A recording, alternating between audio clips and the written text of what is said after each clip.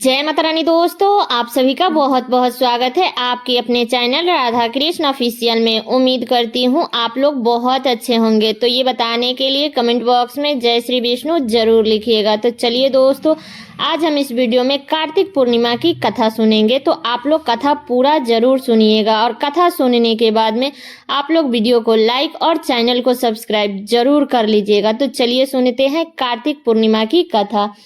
द्वापर युग में एक बार यशोदा जी ने कृष्ण जी से कहा, हे कृष्ण, तुम सारे संसार के रचयिता तथा पालनहार हो। आज कोई ऐसा उपाय मुझसे कहो जिसके करने से स्त्रियों को सौभाग्य की प्राप्ति हो तथा उनकी सभी मनोकामनाएं पूर्ण हो। तब श्री कृष्ण कहने लगे, हे माता, मैं आपको एक उपाय विस्तार से बताता हूँ।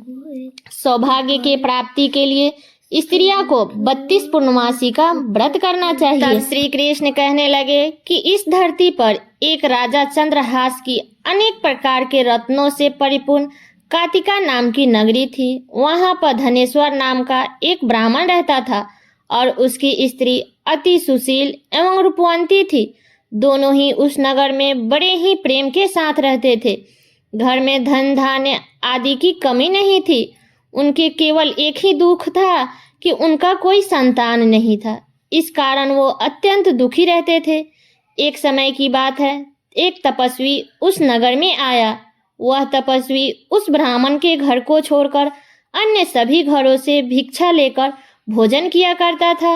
एक दिन हमेशा की तरह तपस्वी भिक्षा को प्रेम पूर्वक खा रहा था कि धनेश्वर ने योगी को ये सब कार्य करते हुए देख लिया। धनेश्वर ने योगी से बोला, हे महात्म, आप सब घरों से भिक्षा लेते हो परंतु मेरे घर की भिक्षा कभी नहीं लेते हो, इसका क्या कारण है? तब योगी ने कहा कि निसंतान के घर की भीख पतितों के अन्न के तुल्य होती है और जो पतितों का अन्न खाता है वह भी पतित हो जाता है। तुम निसंतान हो, अतः पतित हो जाने के भय से मैं तुम्हारे घर की भिक्षा नहीं लेता हूँ। धनेश्वर का यह बात सुनकर अपने मन में बहुत दुखी हुआ और हाथ जोड़कर योगी के पैर पर गिर पड़ा और कहने लगा कि हे महाराज, यदि ऐसा है तो आप मुझको पुत्र प्राप्ति का उपाय बताइए। आप सर्वज्ञ हैं, मुझ पर अवश्य ही कृपा कीजिए। मैं पुत्र ना होने के कारण अत्यंत दुखी हूँ। आप मेरे इस दुख का हरण करें, आप समर्थवान हैं। यह सुनकर योगी कहने लगे, ब्राह्मण, तुम चंडी की आराधना करो। घर जाकर ब्राह्मण ने अपने स्त्री से सारा वृतांत कहा और स्वयं तप के नियमित से वन में चला गया। वन में जाकर उसने चंडी की उपासना की और चंडी ने 16वें दिन उसको स्वप्न में दर्शन दिया और कहा कि हे धनेश्वर, जा, तेरे पुत्र प्राप्त होंगे, परंतु वह 16 वर्ष की आयु में ही मृत्यु को प्राप्त हो जाएगा। यदि तुम दोनों स्त्री और पुरुष 32 पूर्णमासी का व्रत विधि पूर्वक करोगे तो वह दीर्घायु होगा। प्रातः काल होने पर उस स्थान के समीप ही तुम्हें एक आम का वृक्ष दिखाई देगा। उस पर चढ़कर एक फल तोड़कर शीघ्र अपने घर चले जाना। अपनी स्त्री को खिलाना। ऋतु स्नान से पश्चात वह स्वच्छ होकर श्री शंकर जी का ध्यान करके उस फल को खा लेगी। तब शंकर भगवान की कृपा से उसको गर्भ हो जाएगा। जब वह ब्राह्मण प्रातः काल उठा तो उसने उस स्थान के पास ही एक आम का वृक्ष देखा जिस पर एक अत्यंत ही सुंदर आम का फल लगा हुआ था। तब धनेश्वर ने वृक्ष पर चढ़ गया और उसने एक अति सुंदर आम का फल देखा और ब्राह्मण ने जल्दी से उस फल को तोड़कर अपने स्त्री को ला कर दिया और उसकी स्त्री ने अपने पति के कथा अनुसार उस फल को खा लिया और वह गर्भवती हो गई। देवी जी की असीम कृपा से उसे एक अत्यंत ही सुंदर पुत्र उत्पन्न हुआ जिसका नाम उन्होंने देवी दास रखा। माता पिता के हर्ष के साथ वह बालक बढ़ने लगा। भवानी की कृपा से वह बालक बहुत ही सुंदर, सुशील और पढ़ने में भी बहुत निपुण हो गया। दुर्गा जी के आज्ञा अनुसार उसकी माता ने 32 पूर्णमासी का व्रत रखना आरंभ कर दिया था जिससे उसका पुत्र बड़े आयु वाला हो जाए। 16वां वर्ष लगते ही देवी दास के माता पिता को चिंता हुई कि कहीं उनके पुत्र की इस वर्ष मृत्यु न हो जाए। इसलिए उन्होंने अपने मन में विचार किया कि यदि यह घटना उनके सामने हो गई तो वह कैसे सहन कर सकेंगे। इसलिए उन्होंने देवीदास के मामा को बुलवाया और कहा कि हमारी इच्छा है कि देवीदास 1 वर्ष तक काशी में जाकर विद्या ग्रहण करे, इसलिए साथ में तुम चले जाओ और 1 वर्ष के पश्चात इसको वापस लौटा लाना। सब प्रबंध करके उसके माता पिता ने काशी जाने के लिए देवीदास को एक घोड़े पर बैठाकर उसके मामा को उसके साथ भेज दिया। धनेश्वर ने सप्तशती अपने पुत्र के मंगल कामना तथा दीर्घायु के लिए भगवती दुर्गा की आराधना और पूर्णवासी का व्रत करना आरंभ कर दिया। इस प्रकार बराबर वह 32 पूर्णवासी का व्रत पूरा किया। कुछ समय पश्चात मामा और भांजा मार्ग में रात्रि बिताने के लिए किसी ग्राम में ठहरे हुए थे। उस दिन उस गांव में एक ब्राह्मण की अत्यंत सुंदर, सुशील और गुणवंती कन्या का विवाह होने वाला था। जिस धर्मशाला में वे अंदर वर और उसकी बाराती ठहरी हुई थी, उसी धर्मशाला में देवीदास और उसके मामा भी ठहरे हुए थे।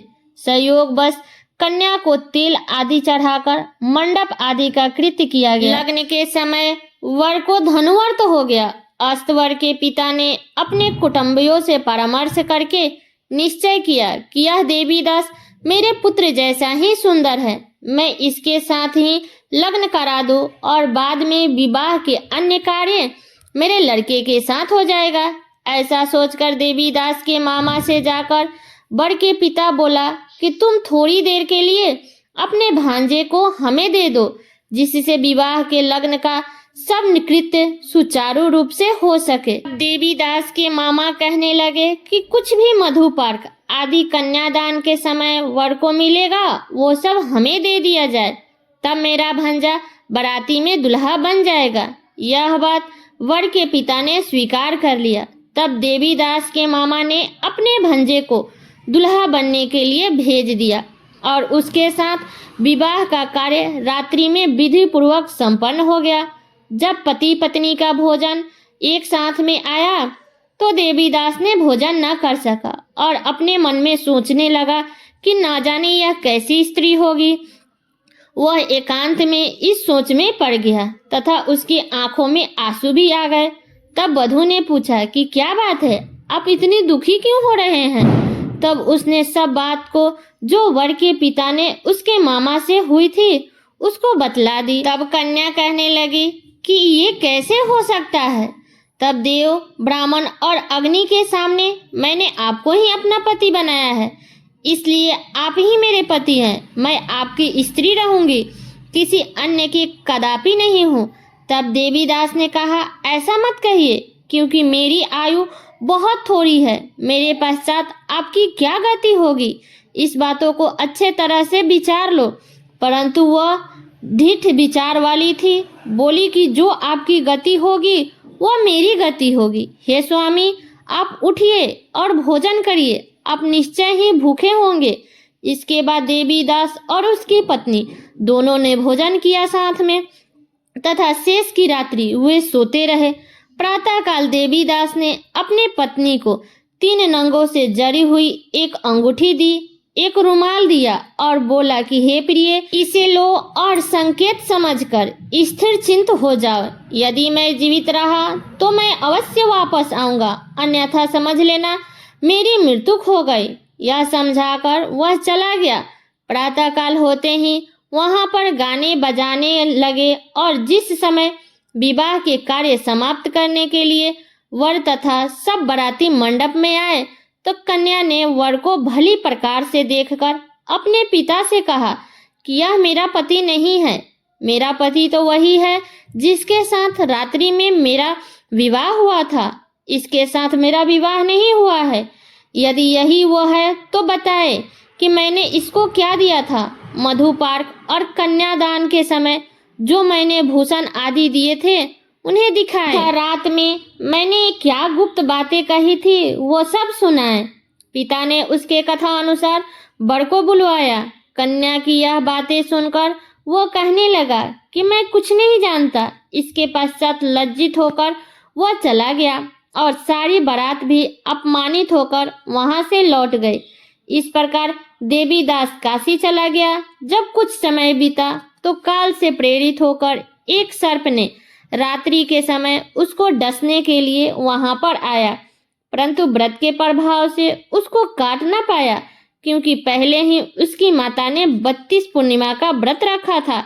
इसके बाद मध्य के समय स्वयं काल वहां पर आए और उसके शरीर से उसके प्राण को निकालने का प्रयत्न करने लगा, जिससे वह मूर्छित होकर पृथ्वी पर गिर पड़ा।